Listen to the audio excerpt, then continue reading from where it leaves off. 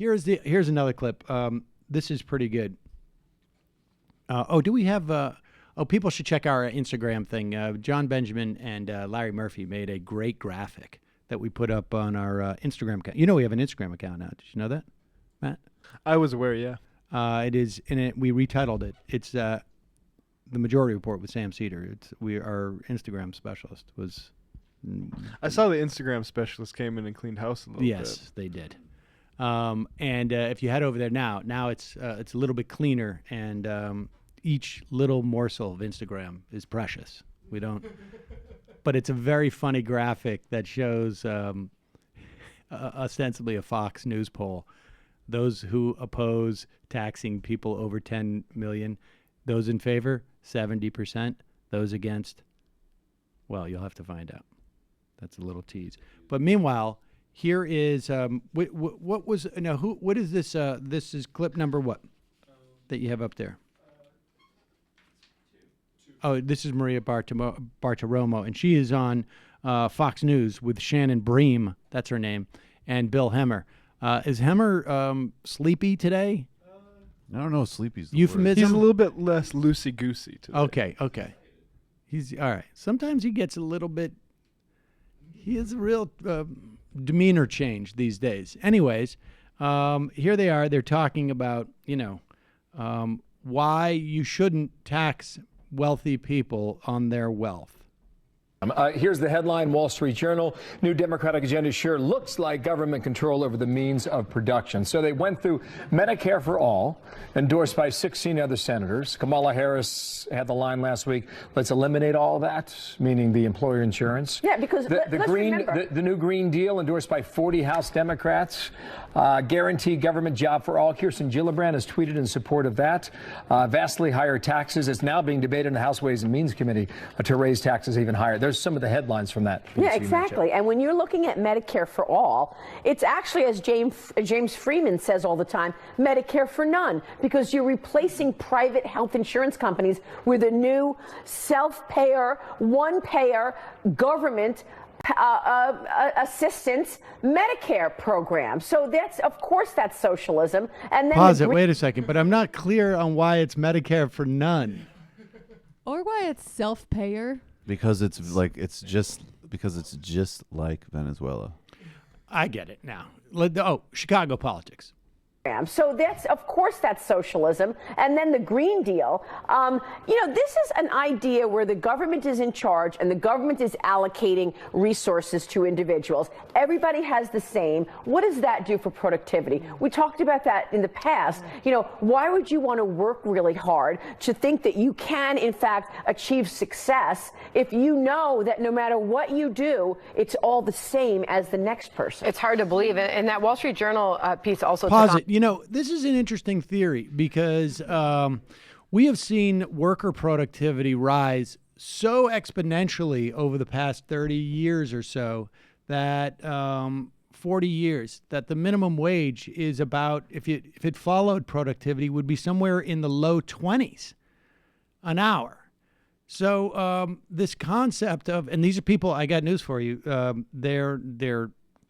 they would never be in danger of paying the top marginal tax rate as they work, yet their productivity continues to go up. Maybe that's why, because they're not afraid of paying the top marginal tax rate. Same as the next person. It's hard to believe. And that Wall Street Journal piece also took on Elizabeth Warren's proposed wealth tax and said this: Ms. Warren wants a new 2% wealth tax on assets over $50 million and 3% over $1 billion, including assets held abroad.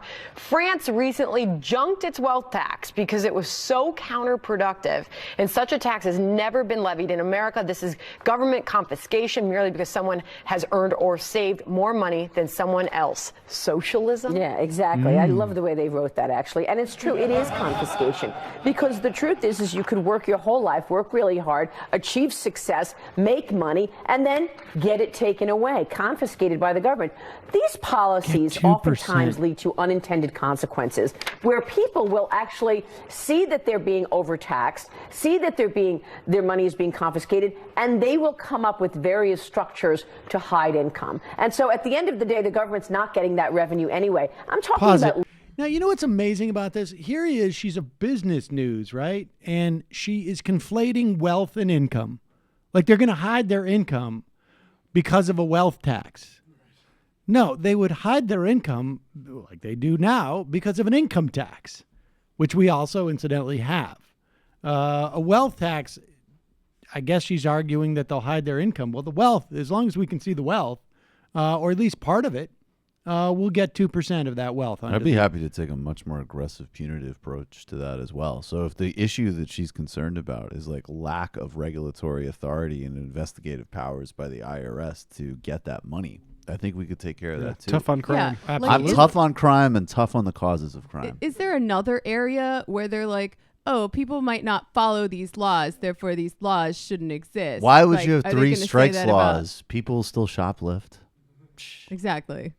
Ooh, I would actually, maybe what we really need to do is bring in the ATF for this. Forget about the IRS. Let's just get the hardcores. Or SEAL Team 6. Will actually see that they're being overtaxed, see that their money is being confiscated, and they will come up with various structures to hide income. And so at the end of the day, the government's not getting that revenue anyway. I'm talking about legal structures in some ways, where people will try their hardest to change the way their income is measured. And that's one of the unintended consequences. It will clearly be an issue during the primary for the Democratic campaign. Yeah, for sure. All these candidates are going to be asked about it, where they stand. Exactly. I saw a business network yesterday afternoon. It was not Fox Business. The banner on the screen said attacking socialism.